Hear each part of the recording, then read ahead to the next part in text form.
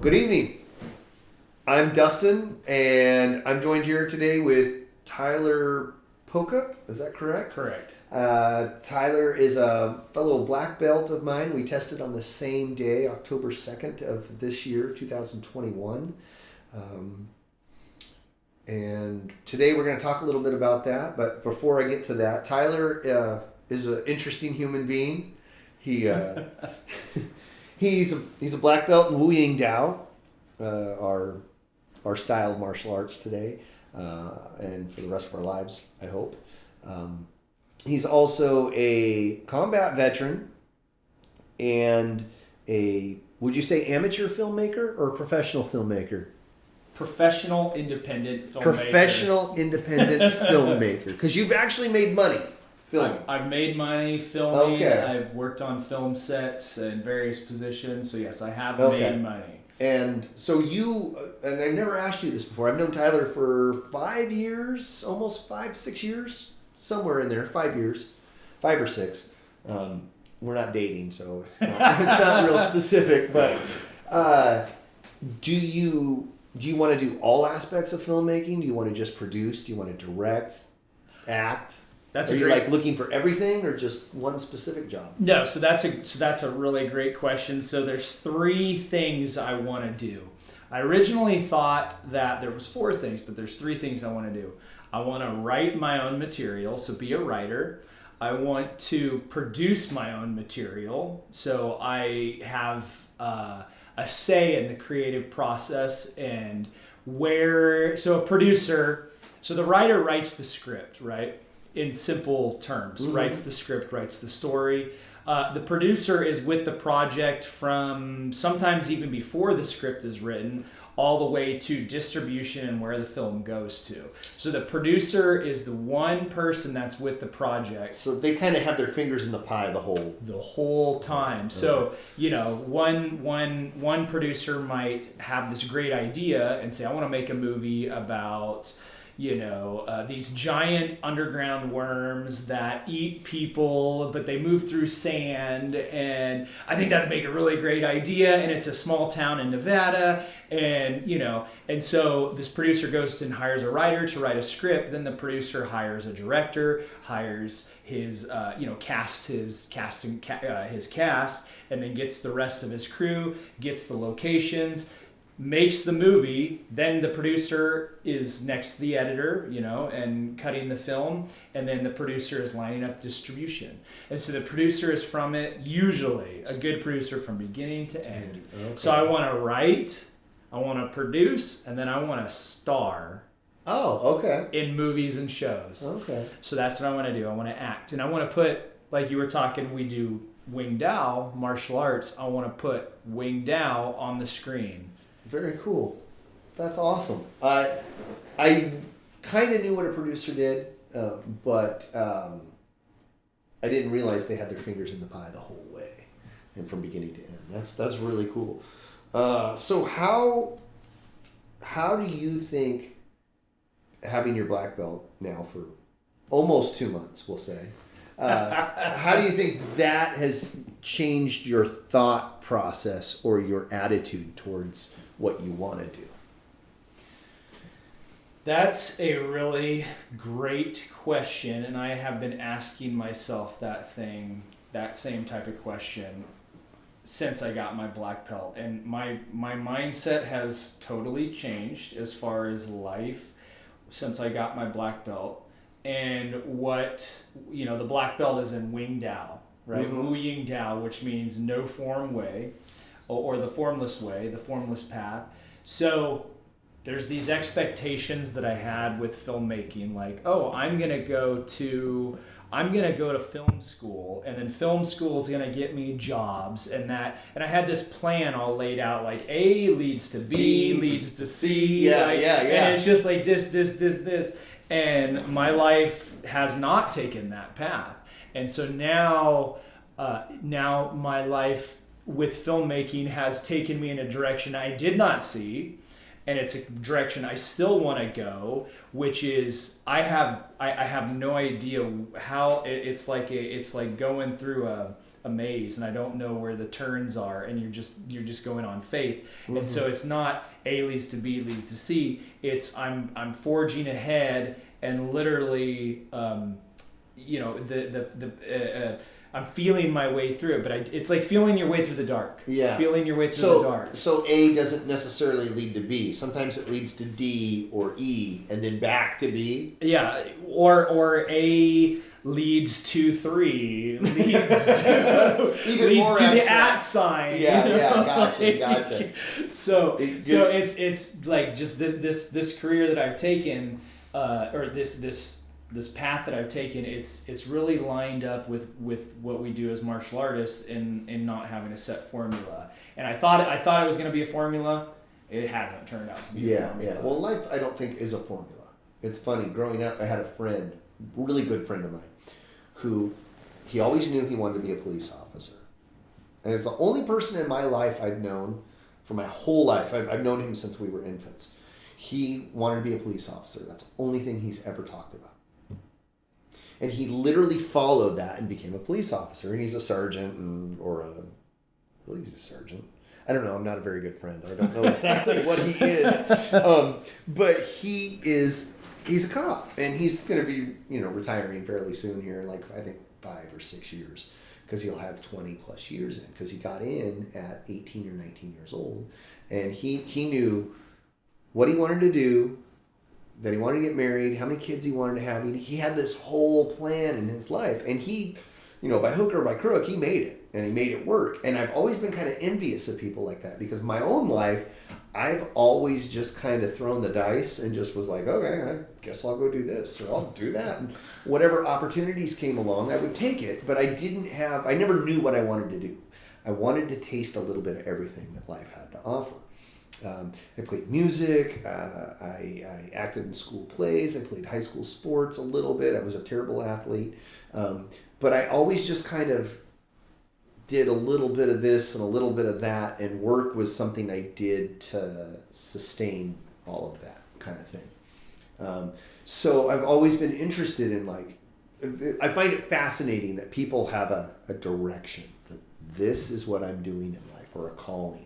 I've never had anything that grabbed me like that. Really? I've been grabbed by things. I've had things that I was like, oh, this is a passion. And they last for a little bit, and I kind of go, maybe this. I've always had martial arts.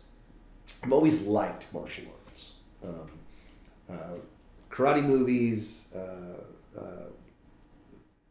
martial arts in general, before I was even training, I would see a school in a town I'd be traveling, and I'd be like, oh, I gotta go check that place out. And people would be like, if I was with somebody, they'd be like, why?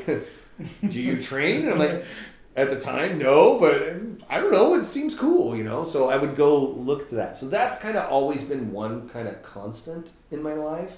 Not that martial arts. The interest in it. Or the like of it, or the love, or whatever. But it wasn't something that I sought out and trained. Like, I haven't been training my whole life. I started when I was 11 or 12. We trained for a little bit, maybe a year and a half, somewhere around there. And then we had to move. And so I moved away, and money was always tight. There were 4 kids in my family, 2 parents, and my grandma. And so things were always kind of like, we got rent and we have food. Be happy. Priorities. yeah, priorities. So and I totally was. I had great parents, but the extra stuff was few and far between, and the extra stuff had to be something that typically included everyone. And so if everyone couldn't do it, you don't get to go do your thing. Until, if you get a job and pay for it yourself, that's all you do it, and we'll support you as much as we can, but we can't do for one and not everyone else kind of thing. So, and I understand that now. As a kid, I was like all butthurt over everything like that, but kids are selfish, so but I get it. Yeah. I get it, and now that I had kids of my own, I was always telling my wife, I want to get my kids into martial arts. I want them to have that. And so I came home from work one day and my wife's like, hey, we gotta, I hope you're ready because we gotta go. And I'm like, what are we doing? I signed the kids up for a martial arts class. And it was like, bang, right off the bat, I hit the ground running there. It was like, awesome. Well, we're all doing this. And your whole family is doing it. That's pretty cool to see that. Right now, almost all of them are. My middle son is a little burnt out, which I'm kind of really sad about because of everybody in the family, he seems to have the most natural ingrained talent. He can watch somebody do something and be like, oh, okay, and do it. Pretty much, for a going to be 12-year-old boy. He's very talented there, but I don't want to force him, and it's just not, it doesn't light the fire for him that it did for me when I was 12. And it's so frustrating because I want to be like, you are doing this, but I don't want him to hate it. Right, and that might come if I forced it, he'd hate it. And for me in my life, I feel like anytime I force something, it doesn't work. Like if I swim poorly. Okay. I can swim. I can keep myself afloat. But if I went out to the ocean, I'd drown the first wave would take me down. I would never swim the Sacramento River because the current's too fast. I'll stick my feet in, and that's about it. Okay, we won't take you boating. Yeah. Oh, I'll boat, but I'll wear a life jacket. I'll be the one guy on the boat being like, "Buckle up, guys." So I had a friend that is a really gifted swimmer. He grew up in a swimming pool and swam every day of his life. And he was like, took me to the lake one day and was like, come on, we'll go swim across this cove right here. 30 yards, maybe 40 tops. And I'm like, I cannot swim that far without touching the ground. Just at the time, it would not happen. Maybe now I could keep myself calm and do it, but it would take me a while. And sure enough, we got about halfway out there, and I started going down. and just ran out of steam. Not that I was out of shape. It's just to maintain my calm and maintain that ability to stay on top of the water was just too much. It was too much. Whatever, too much pressure, too much. So I just couldn't do it. But so I going back to, and kind of got off topic there, but going back to that, I just don't think forcing stuff in my life ever works out really well. Not to be said for working hard to attain something like that, you always come across stuff that's hard and gives you friction. But certain things, just like I don't force it. Like if it's not working, like I'll try, but like there's a certain point where I'm just like, okay, you've tried every way you can, ask for help or find a new way, So that's my kind of theory. With your middle son. And with my middle son, I just really like I offer. And I give him the opportunity to go if he wants. And I give him the chance, but I don't like, you're going. I don't want to, you have to go. Back there with the whip. Yeah. No. I don't want to do that because I just, the biggest thing the biggest mistake I think I could make would be to have him, that outcome, having him hate martial arts. Especially because he's so dang good at it. And I'm just like, you need to get out there, but he'll come to it on his own. I hope. That's my hope. Yeah, when he was younger, I remember seeing him, at the dojo, and he would our last dojo, and he would be doing his jumping jacks and going 1, 2, like he was totally into it. Yeah, and he was like fired up, and he was usually the first one out the door. Something happened, and I don't know what it was. Like, I don't know, and I don't know that he has the words to convey what it was, but it turned him off, and I don't know if it was another student or something that happened. I don't know what that was, or if he just got burnt out. Because we were going, I had 3 kids. All 3 of them were in different classes, plus myself, and then my wife. So sometimes the younger 2 kids were here 2-3 hours a day, sitting around twiddling their thumbs, playing games, or reading books while the rest of us were training. Their class was half hour, 45 minutes long, and then you had the next class, and then you had the next class. And so that right there might have just been burnt out, and it might just be burnout for him. Like, it's just too much. I don't want to sit here for 2 hours when I can be home, playing with my toys or doing anything else.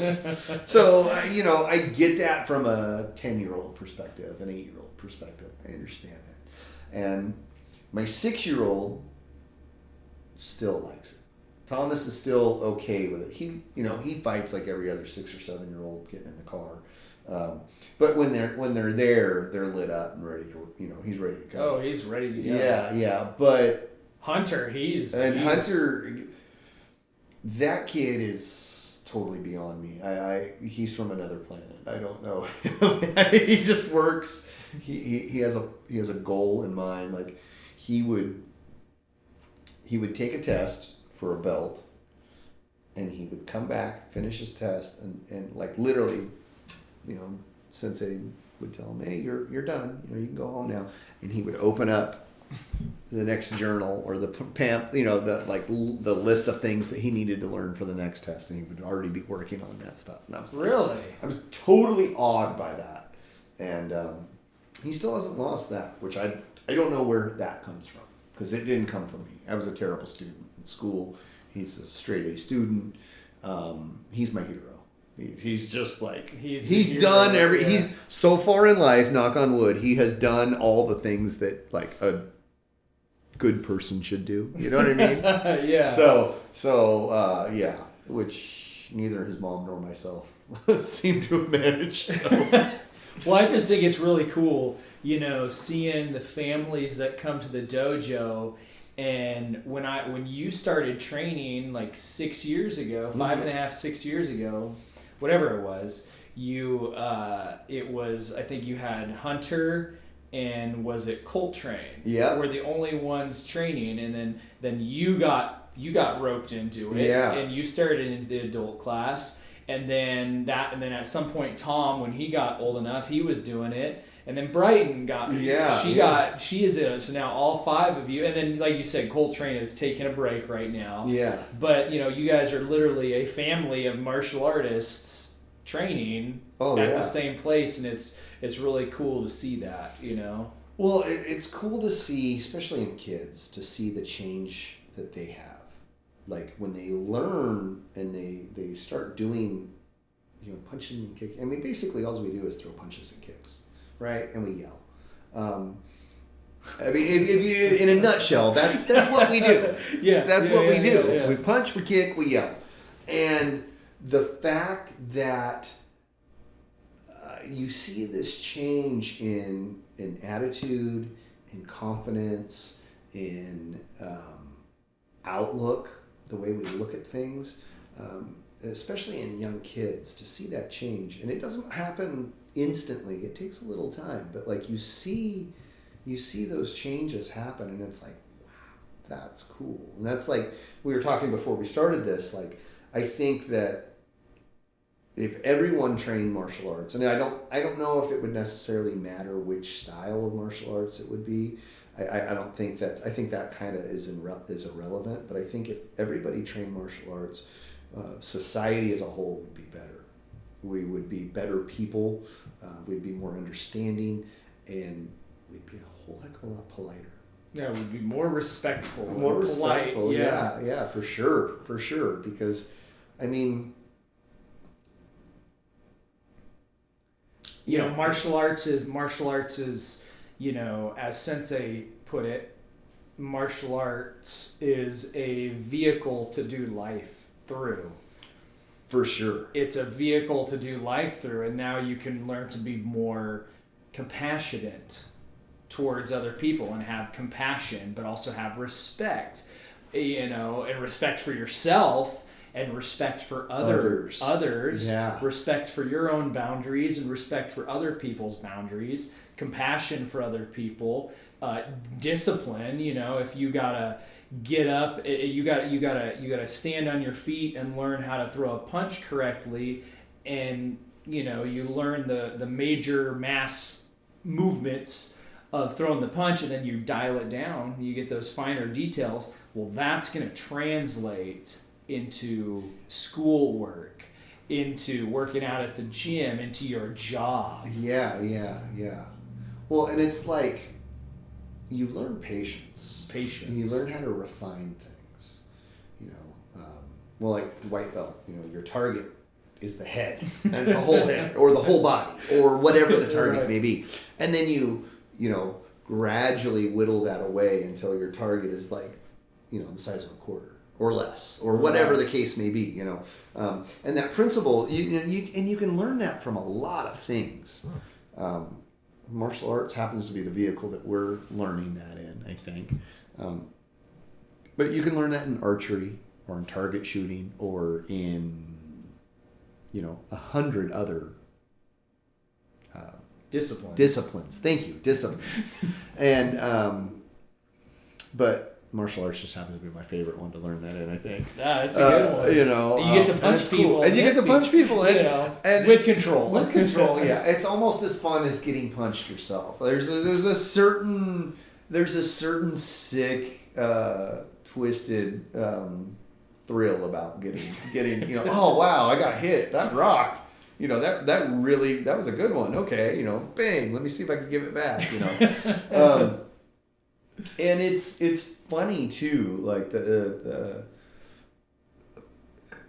going back, like I am way more calm and more patient with people now than I have ever been.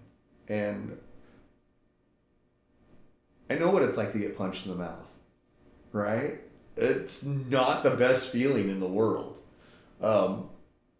Even if I know the guy who punched me and we're doing it in a controlled, with rule sets and things, it's still like, wow, if that guy didn't have gloves on, that would have really not been pleasant. That would have hurt a heck of a lot. Yeah. And I don't know about you, but like I find myself so much more calmer and more patient and more like, oh, that guy just cut me off.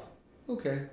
Like things that used to like really get my goat now are just like whatever. I mean, I still get upset. I still get gotten, but it doesn't happen with the fluidity or with the regularity that it used to happen.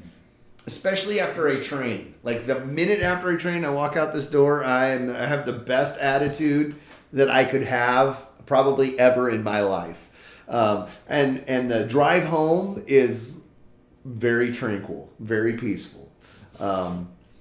If it's been a few days or a few weeks, it's never been a few weeks. If it's been a few days since I've trained, that old attitude creeps back in, right? So it's like, okay, now we're in here. This is comfortable space, So, that right there is probably my number one reason why I'm back here as often as I can be training. That's a good point. Because I don't like that. Having that. I don't like having that attitude. Creep back in. And I don't like that feeling. Because what it is basically is, for my thinking, for my mind, what it is like not being in control. Mm-hmm. Somebody cuts you off on the freeway. My first reaction was always like, F that guy, I'm going to smash his head, blah, blah, blah. But it was a threat to my safety. I'm not in control of what is happening now. And not that I have any more control of what I did now versus what I did then, but now I am in control of myself more. I am more... I've got a taming of the beast, I've got the reins instead of just free flow emotional, vomit everywhere. It's more like, okay, I've refined this and I know I know what's going to happen. This person cut me off and I can freak out, but nothing's going to change. That person still cut me off. So freak out does nothing. It doesn't do any good. Now I'm more aware. So I get cut off less, or I'm aware of that person driving erratically because they're adjusting the mirror or doing their makeup or looking at their cell phone. I'm aware of it before it happens. Typically, more often. We'll say more often. Not typically, not most of the time. Just more often. More often. Yeah. More sensitive to it. More sensitive to that, and my reaction is more controlled to where like it's not this big freak out. It's like, why waste the energy? And that's a big thing to me. Somebody was talking about in sparring, one day, and I don't remember who it was, but we were working out, and it was a pretty hard, heavy workout. We were all kind of sweating and huffing and puffing afterward. And they were talking about how each thing that you do expels a little bit of energy, whether it's moving, punching, kicking, headbutting, whatever the case may be, whatever you're doing expels energy. And you only have a finite amount of that energy. So why waste, you have to be in control of how you spend that energy. Mm-hmm. And if you spend it all, it's going to take you a minute to get it back. And you may or may not have that time. You will definitely not be in control of when you have that energy back or when you get that energy back. So you have to spend every ounce of that as wisely as you can. And I've really thought about that a lot, especially why blow up at the guy that just cut you off? What good's it going to do? Can he hear you? Maybe he can. Maybe you pull up next to him. Maybe he can hear you yell at him like an idiot for an hour. But he can hear your horn. Yeah. No, I'm just kidding. But what good does it do other than the fact that you let him know that you're there? Maybe he just didn't know because he wasn't paying attention. But why expel the energy in the first place if you're not going to change the outcome of what happened? And you can't rewind time. So let it go. It's wasted. And there's times, you can always flip that on its head too. There's times when you need to use that energy to squash whatever's going on. But I think about that more often. I try to think about that more often. And how martial arts has helped you, like you said, rein in the beast or the jerk. The jerk, yeah. Rein in the not in control. Not like I wasn't in control of the reaction. Like it just happened. Explode. There's a cartoon that my kids watch, and I can't think of the name of it. It has to do with this little girl who moves from like Minnesota to San Francisco, and she's got these emotions in her. And there's anger, who's this red little square with fire on top of his head, and there's sadness, there's joy, and there's one other emotion that's like really shy and kind of depressed almost. Anyway, the anger is my favorite. It's hilarious because he's just ready to blow up at any minute for any slight infraction whatsoever. Just like, he's angry. And it's so awesome. And I can't think of the name of the movie right now. Is it Inside Out? Inside Out. Inside Yes, Out. that's it. Inside and Out. it's a great movie. And to see the thought, I would love to talk to the guy or the gal who wrote that, or people who wrote that, because to find out their inner thoughts on that, or why they wrote that, or the genesis of that story would be fascinating to me, just because it hit home for me. Like, wow, yeah, that's kind of, we all have those. We're all kind of like that. We all have those little emotions running around and doing those different things in that thought process. And like, when anger gets the control panel, and he's like smashing the anger button or the whatever button he was hitting. It's hilarious, but it totally was like, oh wow, that hit me on the button. That was pretty accurate. Yeah. Yeah, and like you're saying, your reaction. One time another sensei in our art said to me, don't react, respond. Mm-hmm. And there's a difference between reacting and responding. Reacting, you're not in control. Response, you are in control of yourself and how you respond verbally or physically or whatever to the situation. And reacting is just like the situation controls you rather than the response, which you, to a certain extent, can control the situation as best as you can. Yeah, well, you control yourself. Control yourself and how you act in the situation. Yeah. Was the reaction in a definition. By definition, it's an action. It's happening, and you may be conscious of that action or not conscious of it, but it's happening. That's good. I like that a lot. That was a cool one. So I've always remembered that one, and that's one I try to, before I open my mouth and snap at somebody somewhere, I always think, and I definitely, like you talk about becoming more sensitive to things and people cutting you off on the freeway and how you are sensitive to your own emotions and like how you're gonna handle that situation. I've definitely noticed it in my life, like with more of when people, like for one, when people interrupt, and obviously we all do it. It's not intentional, but interrupting, and I can usually tell when people are, in a classy way coming in to the conversation versus this abrupt cut you off on the freeway type, merge in front of you and take over the lane versus, turning their blinker on.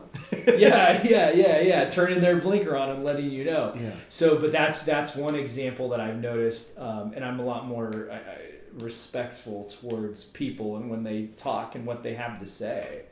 And so that's just been a real blessing of all this. Yeah. And that's cool. That's a cool way to put that. Well, I was two things. Do you know who Charlie Plum is? No. Okay. We were talking about Jocko podcast earlier and how he goes over books. He interviewed Charlie Plum, who was a Air Force fighter pilot, and he was a combat veteran in Vietnam. He was shot down on I believe his very last mission before he went home. He got shot down and stayed like 6 years in Hanoi Hilton. Oh. Yeah, really incredible story. The guy is awesome. And it's one of the first, I want to say like one of the first 30 or so podcasts he's in there. His name's in the title, so you should check it out if you have the time. But he talks about how you're in prison, you're in a POW camp, and you might get stationed with somebody. They had no idea who they were bunking with. Sometimes they just got bunked, and the guys there in the rules made they kind of all the prisoners made their own rules. Made their own rules, and one of the rules was, if I do something that annoys you, that's on you. Okay. And vice versa. If you do something that annoys me, that's on me. And I was like, what the hell kind of, what is that? And then he explained that it's your reaction. The fact that what I'm doing is upsetting you is irrelevant. What I'm doing is just what I do. It's normal. If I chew with my mouth open and it annoys you, well, that's on you. Okay. And I was like, well, what if the guy snores, or what if the guy's just a jerk, or blah blah blah? That's irrelevant. It's how you perceive it or how you act. That what's happening. And man, the wisdom from just that little like segment was like, wow, what a mind blower, you know. Well, I'll just stop wearing body deodorant. yeah. You don't like my smell? Exactly. That's on you. And you get that kind of thing, but also, you know, you're in a prison where you have no choice in what you eat, what you do, and you know, you're pretty much in it has to be one of the hells of the world. There's got to be a POW camp, you know. So there was that, and I forgot the other thing. The other thing just went right out the window. Well, it was the one thing was the book Charlie Plum. Okay, Charlie Plum, yeah, and then the second thing, which is gone. It's okay. We'll find it. Yeah, Wu Ying Tao, No Form Way. Yeah, and we'll come back to it, I'm sure. I think the No Form Way is probably a good name for this podcast. Yeah. I really dig that name.